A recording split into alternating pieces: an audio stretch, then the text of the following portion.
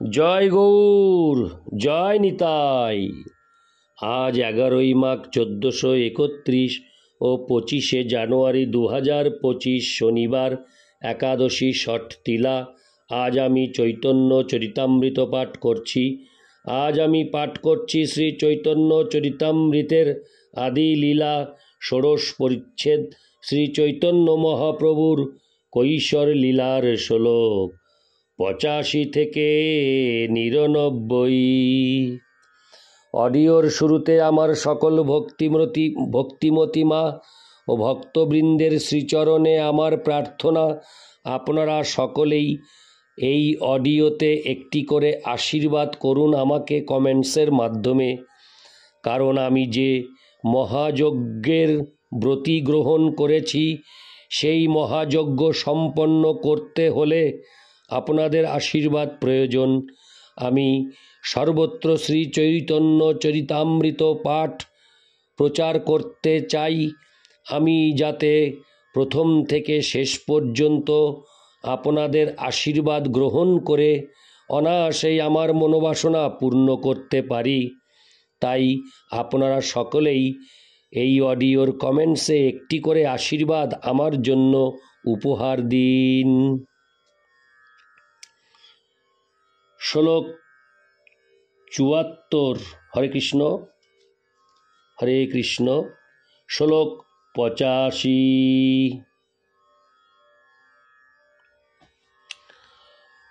শ্লোক 85। প্রতিভা কবিত্ব তোমার দেবতা প্রসাদে, অবিচার কাব্যে অবশ্য পড়ে দোষ বাধে। শ্লোকার্থ। আপনার আরাধ্য দেবতার কৃপায় আপনি কবিত্ব ও প্রতিভা লাভ করেছেন, কিন্তু যথাযথভাবে বিচার না করে কবিত্ব করলে তা অবশ্যই সমালোচনার বিষয় হয়। ইতি শ্লোক 85। শ্লোক 86। বিচারী কবিত্ব কইলে হয় সুনির্মল, সালঙ্কার হইলে অর্থ করে ঝলমল। শ্লোকার্থ। যথাযথভাবে বিচার করে কবিত্ব করলে তা অত্যন্ত নির্মল বলে বিবেচনা করা হয় এবং তা অনুপ্রাস ও উপমা আদি অলঙ্কারে বিভূষিত হলে তার অর্থ ঝলমল করে। ইতি শ্লোক 86। শ্লোক 87। শুনিয়া প্রভুর ব্যাখ্যা দিগ্বিজয়ী বিস্মিত, মুখে না নিঃস্বরে বাক্য প্রতিভা স্তম্ভিত। শ্লোকার্থ। শ্রী চৈতন্য মহাপ্রভুর এই ব্যাখ্যা শুনে দিগ্বিজয়ী পণ্ডিত বিস্মিত হলেন, তার প্রতিভা স্তম্ভিত হল এবং তার মুখে কোনো কথা বের হলো না। ইতি শ্লোক 87। শ্লোক 88। কহিতে চাহয়ে কিছু না আইসে উত্তর, তবে বিচারয়ে মনে হইয়া ফাফর। শ্লোকার্থ। তিনি কিছু বলতে চাইলেন, কিন্তু তার মুখে কোনো উত্তর এলো না। তখন তিনি হতবুদ্ধি হয়ে মনে মনে বিচার করতে লাগলেন। ইতি শ্লোক 88।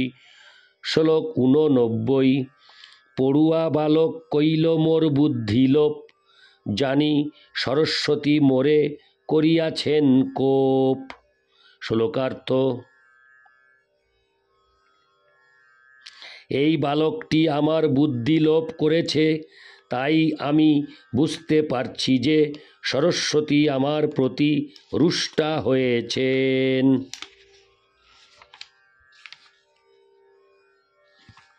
শ্লোকার তাৎপর্য। হরে কৃষ্ণ। শ্লোক 89 তাৎপর্য। ভগবদ্গীতায় স্পষ্টভাবে বলা হয়েছে যে সকলের হৃদয়ে বিরাজমান পরমাত্মা থেকে বুদ্ধি আসে। পরমাত্মা পণ্ডিতকে এটি বোঝাবার বুদ্ধি দিয়েছিলেন যে যেহেতু তিনি তার জ্ঞানের গর্ভে অত্যন্ত গর্বিত হয়ে পরমেশ্বর ভগবানকে পরাস্ত করতে চেয়েছিলেন, তাই ভগবানের ইচ্ছার প্রভাবে সরস্বতীর মাধ্যমে তিনি পরাস্ত হয়েছিলেন। সুতরাং কারোই পক্ষে গর্বিত হওয়া উচিত নয়। তিনি যদি অত্যন্ত বড় পণ্ডিত হন, কিন্তু পরমেশ্বর ভগবানের শ্রীপাদ পদ্মে অপরাধ করলে তার পাণ্ডিত্য সত্ত্বেও তিনি ঠিকমতো কথা পর্যন্ত বলতে পারবেন না। আমরা সর্বতোভাবে ভগবানের দ্বারা নিয়ন্ত্রিত, তাই আমাদের একমাত্র কর্তব্য হচ্ছে অহংকারে মত্ত না হয়ে সর্বদা ভগবানের শ্রীপাদপদ্মে শরণাগত থাকা। সরস্বতী দেবী এই অবস্থার সৃষ্টি করে দিগ্বিজয়ী পণ্ডিতকে কৃপা করেছিলেন, যাতে তিনি শ্রী চৈতন্য মহাপ্রভুর শ্রীপাদপদ্মে আত্মনিবেদন করতে পারেন। ইতি শ্লোক 89। শ্লোক 90। যে ব্যাখ্যা করিল সে মনুষ্যের নহে শক্তি, নিমাঞ্চি মুখে রহি বলে আপনে সরস্বতী। শ্লোকার্থ: এই বালকটি যে অর্থ ব্যাখ্যা করল তা কোনো মানুষের পক্ষে সম্ভব নয়, তাই মা সরস্বতী নিশ্চয়ই এই বালকটির মুখ দিয়ে কথা বলেছেন। ইতি শ্লোক 90। শ্লোক 91। এত ভাবি কহে শুনো নিমাঙ্গি পণ্ডিত, তব ব্যাখ্যা শুনি আমি হইলাং বিস্মিত। শ্লোকার্থ: এভাবেই ভেবে পণ্ডিত বললেন, নিমাই পণ্ডিত, দয়া করে আমার কথা শুনো। তোমার ব্যাখ্যা শুনে আমি বিস্ময়ে হতবাক হয়েছি। ইতি শ্লোক 91। শ্লোক 92। অলঙ্কার নাহি পড়ো নাহি শাস্ত্রাভ্যাস, কেমনে এসব অর্থ করিলে প্রকাশ। শ্লোকার্থ: তুমি অলঙ্কার শাস্ত্র পড়ো না এবং শাস্ত্র অধ্যয়নেও তোমার তেমন অভিজ্ঞতা নেই, কিন্তু তা সত্ত্বেও তুমি যে কিভাবে এই সমস্ত অর্থ প্রকাশ করলে তা ভেবে আমি বিস্মিত হচ্ছি। ইতি শ্লোক 92। শ্লোক 93। ইহা শুনি মহাপ্রভু অতি বড় রঙ্গী, তাহার হৃদয় জানি কহে করি ভঙ্গি। শ্লোকার্থ: সেই কথা শুনে এবং পণ্ডিতের হৃদয়ের ভাব জেনে শ্রী চৈতন্য মহাপ্রভু রঙ্গ করে উত্তর দিলেন। ইতি শ্লোক 93। শ্লোক 94। শাস্ত্রের বিচার ভালো মন্দ নাহি জানি, সরস্বতী যে বলায় সেই বলি বাণী।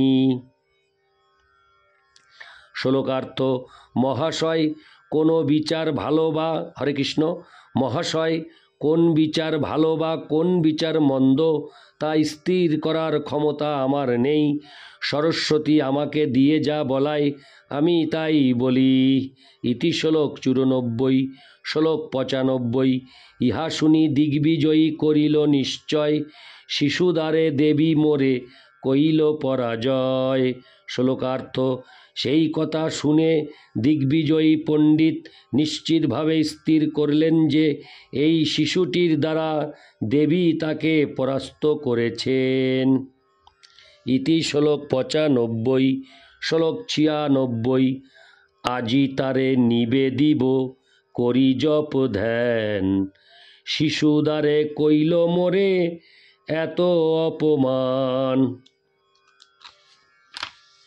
শ্লোকার্থ: দিগ্বিজয়ী তখন স্থির করলেন প্রার্থনা নিবেদন করার মাধ্যমে এবং ধ্যান করার মাধ্যমে আমি সরস্বতী দেবীকে জিজ্ঞাসা করব কেন তিনি একটি শিশুর দ্বারা আমাকে পরাস্ত করে এভাবেই অপমান করলেন।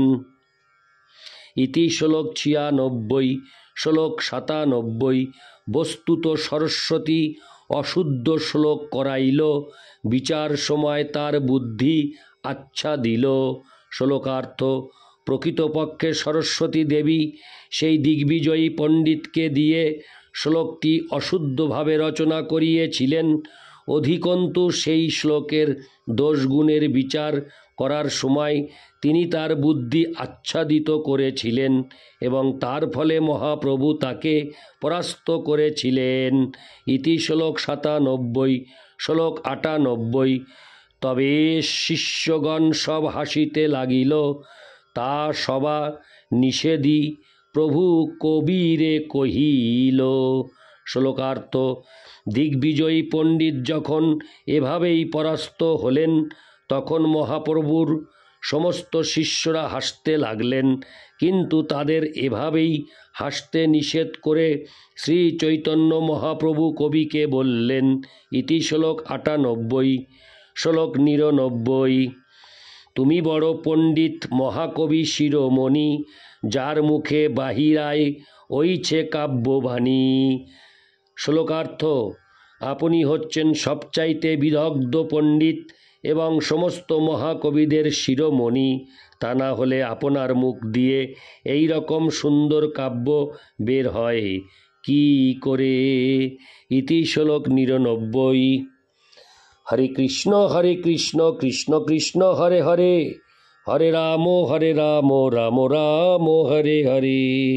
জয় গৌর, জয় নিতাই।